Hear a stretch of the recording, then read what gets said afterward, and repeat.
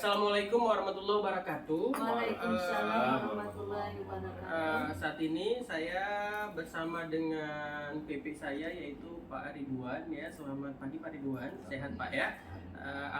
Hari ini Bapak sebagai observer Pak ya. Baik, di samping saya juga di sini ada Ibu Rianti ya sebagai rekan sejawat pembelajaran biologi Bu ya. Iya, Apa kabar Bu? Sehat Bu? alhamdulillah sehat. Cerah sekali hari ini Bu. Iya, harinya. Obatnya apa Bu? Apa rahasianya Bu?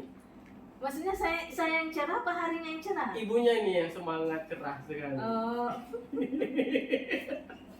Oke. ya apa menjalani hidup ini dengan apa? Dengan rileks, dengan tenang, Pak Febri. Oke, dengan tenang Bu ya. Oke Bu, ini kita berada di pasca observasi Bu ya. Iya, baik, Sebelumnya kita sudah sempat ya Bu ya di pra, kemudian saya masuk ke kelas Ibu melihat bagaimana cara Ibu mengajar Bu ya. Oke Bu, ini sebelum saya memberikan pertanyaan ada catatan observasi yang sudah saya lihat Ya, itu dalam pendahuluan kegiatan inti dan juga penutup. Saya lihat Ibu Rianti itu sudah sesuai pendahuluannya, ada berdoa, menanyakan kehadiran siswa, persepsi, motivasi dan juga tujuan. Sementara di kegiatan inti saya melihat Ibu sudah membuat kelompok, kemudian ada penelitian sikap dan juga keterampilan Bu ya. Kemudian penutup juga ada penguatan, terus juga ada kesimpulan dalam pembelajaran. Nah, bagaimana cara Ibu melihat pembelajaran kemarin itu? Maksudnya Yang gimana? sudah Ibu laksanakan kemarin? Secara gimana? Iya, prosesnya itu seperti apa yang sudah Ibu jalankan? Iya, prosesnya kan pembelajaran yang saya lakukan di kelas, saya menggunakan yang pertama model ya. Iya. Modelnya tuh model PBL, Problem Based Learning. Saya menghadapkan dengan sebuah peristiwa atau masalah, kemudian nanti peserta didik akan mencari solusi atas permasalahan tersebut, Pak Febri.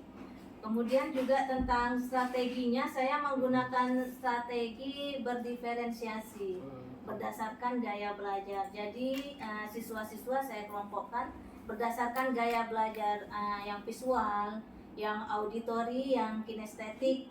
Nah, tapi kan sebelum saya mengelompokkan pembelajaran pada mereka, sebelumnya saya sudah melakukan tes gaya belajar. Jadi saya sudah melihat bahwa anak ini gaya belajarnya kinestetik. Dan tes gaya belajar ini saya update itu sebulan sekali karena kadang siswa itu gaya belajarnya itu berubah sesuai dengan kondisi keadaan dan lingkungan yang dia hadapi, Pak Febri. Oke, jadi itu catatan yang Ibu rasakan juga Iya. ketika Ibu laksanakan proses pembelajaran dalam kelas Iya. Bu ya. Ketika Ibu melaksanakan pembelajaran kemarin Ibu ada melakukan memberitahukan kepada peserta didik model Bu, metode, strategi. Kalau kebetulan saya kemarin itu tidak memberitahukan siswa tentang modelnya. Jadi, saya hanya memberitahukan tentang sistem penilaian.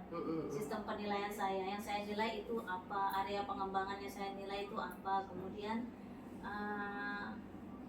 jalannya proses pembelajaran itu saya kasih tahu juga dari berdiskusi kelompok, kemudian masing-masing kelompok akan mempresentasikan.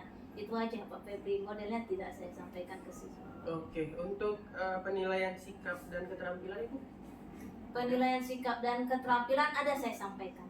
seperti apa itu sampaikan? Kalau penilaian sikap itu saya lihat tentang sikap siswa ketika sedang berdiskusi kelompok. Dia perhatian nggak terhadap kelompok yang berdiskusi atau presentasi. Dia memberikan pertanyaan nggak seperti itu. Dia aktif nggak dalam belajar kelompok. Nah seperti itu penilaian sikapnya. Penilaian sikap ya. Oke, Ibu. Nah Bu, saya mau tanya lagi nih Bu, setelah Ibu laksanakan gitu, perasaan Ibu seperti apa dalam proses pembelajaran ketika Ibu mengajar kemarin? Ya, perasaan saya saat melakukan proses pembelajaran di kelas ya sudah pasti saya merasa senang kan, karena saya bisa mentransfer ilmu saya ke peserta didik.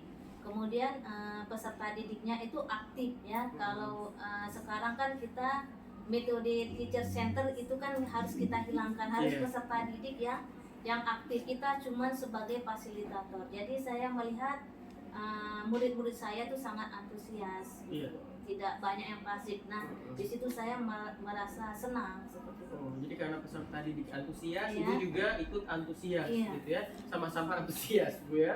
Oke, baik. Tadi Ibu sudah memberitahu, mungkin ini saya lebih mentelaah kembali, mungkin ya kan kita akan mengupas kembali, Bu, area pengembangan nih yang Ibu lakukan dalam pembelajaran Ibu. Mungkin bisa Ibu jelaskan kembali. Ya, area pengembangan yang ingin saya yang saya ingin kembangkan yaitu pengetahuan siswa dan keterampilan.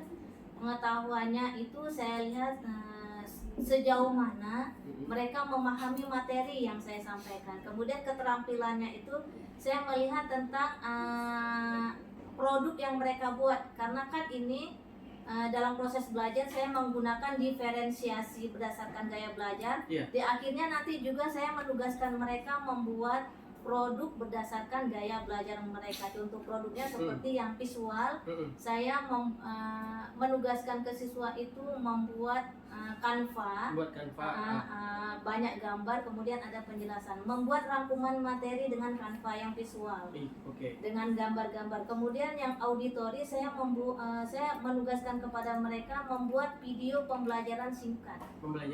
Ya. Kemudian yang kinestetik saya menugaskan kepada mereka untuk mencari daun, kemudian dikeringkan, daun yang berbeda jenis kemudian ditempel di kertas kartun, kemudian dikasih keterangan daun tersebut apa. Ini daun apa, ciri-cirinya apa, nah seperti itu berdasarkan penugasan yang saya tugaskan. Nah itu saya nilai sebagai keterampilan. Area pengembangan ya. Keterampilan. Oke Bu, ini kan Ibu juga udah bilang bahwasanya Ibu sudah memberikan masing-masing kepada peserta didik itu adalah produk-produk yang berbeda. Langkah-langkah dan tahapan jalannya pembelajaran di kelas itu gimana itu Bu? Ya, langkah-langkah tahapan pembelajaran di kelas yang seperti yang Pak Febri yang sudah amati, ada tahap pendahuluan, ada tahap kegiatan inti, dan ada tahap penutup. Nah di penutupan ini siswa memberikan kesimpulan dan refleksi terhadap pembelajaran yang sudah saya sampaikan, yang sudah saya lakukan, seperti itu. Kemudian untuk penugasan berikutnya, saya tinggal melihat hasil tugas siswa seperti itu, apakah sudah sesuai, seperti itu, apakah menarik, karena tugas dari siswa ini ada rubrik penilaiannya, dia harus menarik penampilannya seperti itu. Oke Bu, pertanyaan selanjutnya Bu, area pengembangan yang Ibu lakukan itu apakah sudah berhasil di dalam kelas? Kalau menurut Ibu gimana? Iya, area pengembangan pengetahuan alhamdulillah sudah 80%. Banyak siswa yang bisa menjawab soal evaluasi yang saya berikan. Kemudian hanya saja area keterampilan ini masih sekitar 60. Itu kekurangan di keterampilan ya? Iya, hasil lagi produknya. Nah, Ibu jelasin karena Canva-nya yang dibuat itu belum menarik untuk dibaca. Kemudian videonya juga masih sangat sederhana. Oke. Jadi itu di produknya itu masih sederhana ya? Masih sederhana. Oke. Nah Ibu, pertanyaan selanjutnya nih, kendala yang Ibu hadapi saat melakukan pembelajaran di kelas itu kendalanya apa aja? Kendala yang saya hadapi yaitu ada siswa yang ketika belajar kelompok dia masih tidak peduli dengan kerjaan kelompoknya. Ada yang main handphone sendiri. Hanya misalnya kan ada 6 orang, yang peduli itu hanya 4. Nah seperti itu. Oke, yang tidak peduli itu satu. Terus juga ada yang main handphone. Ada nggak kendala yang lainnya? Kendala yang lainnya kalau saya lihat dia bisa, tetapi kurang mengutarakan, public speakingnya kurang. Ya. Oke, jadi ada beberapa tadi Ibu udah kasih tahu kendalanya. Nah, boleh Ibu jelaskan lagi satu-satu mengapa hal itu bisa terjadi? Yang pertama nih, mereka nggak pedulian. Kenapa bisa itu terjadi? Iya, kenapa? Karena memang ini saya kurang memberikan motivasi kepada anggota kelompok. Seharusnya setiap kelompok itu bisa berbagi tugas masing-masing. Saya awalnya tidak menyarankan seperti itu. Kemudian yang selanjutnya lagi, memang ada anak yang susah untuk berbicara. Dia memang pintar, makanya saya menyarankan agar anak tersebut harus mengambil ekskul public speaking. Oke, itu yang ingin ibu lakukan. Iya. Oke, yang tidak pedulian itu apa yang bakal ibu lakukan? Yang tidak peduli ya saya akan menanyakan kepada anak tersebut kenapa tidak peduli, dan saya akan memberi pengarahan setiap belajar kelompok itu setiap anak harus diberi tugas masing-masing. Oke. Jangan takut tugasnya salah seperti itu, karena sama-sama kita koreksi di kelas saat presentasi seperti itu. Oh, jadi ibu akan melakukan apa namanya itu proses apa bisa dibilang solusi lah ya untuk mereka. Iya. Nah, kalau boleh tahu nih ibu udah punya solusinya.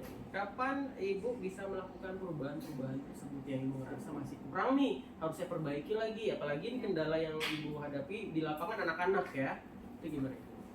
Nah, akan saya perbaiki pada saat nanti minggu depan saya akan masuk kembali ke dalam kelas mereka. Saya akan melakukan pengelompokan kembali. Saya akan melihat apakah anak yang sudah saya panggil tersebut saya sudah beri pengarahan tetap melakukan yang sama seperti itu. Saya berharap adalah kemajuan dari rasa tidak peduli menjadi peduli seperti itu. Dengan cara saya tekankan lagi setiap kelompok itu diberi tugasnya masing-masing seperti itu. Oke, jadi ibu akan melakukan perubahan gitu ya, dan mudah-mudahan aja perubahan yang akan ibu laksanakan ini bisa berjalan dengan baik. Apalagi ibu ini udah punya amunisi ya, ibu udah tahu nih kendala-kendala minggu kemarin udah banyak, dan sekarang ibu udah tahu nih bagaimana caranya agar anak tersebut menjadi lebih peduli. Terus juga produk yang tidak bagus itu, produk yang ibu bilang kurang asal-asalan, kurang menarik itu bisa menjadi lebih baik lagi ya. Dan mudah-mudahan aja untuk pertemuan selanjutnya ibu bisa lebih baik lagi bu ya. Baik. Mungkin bu sebelum kita tutup pasca observasi ini apa namanya itu bincang-bincang kita, mungkin ada yang ibu ingin sampaikan? Yang ingin saya sampaikan yaitu Pak Febri selalu memberikan motivasi dan sekali-sekali juga masuk aja mensupervisi saya supaya saya bisa mengetahui kekurangan saya saat mengajar di kelas seperti itu, biar saya melakukan refleksi dan evaluasi dan saya bisa melakukan perbaikan untuk selanjutnya seperti itu. Oke, jadi Bu Rianti juga kalau misalkan ada kendala-kendala jangan sungkan-sungkan, langsung aja tanya sama saya Bu ya. Nanti kan yang pasti kita bakal cari solusi yang baik lah, yang pasti untuk anak didik kita untuk mendapatkan pendidikan pembelajaran yang lebih baik Bu ya. Jadi mudah-mudahan aja kendala-kendala yang kita hadapi bisa kita selesaikan dengan baik dan juga bijak Bu ya. Oke, terima kasih Bu Rianti. Demikian perbincangan saya bersama Ibu Rianti mengenai pasca observasi, dan demikian saja. Terima kasih. Akhirul kalam. Wassalamualaikum warahmatullahi wabarakatuh.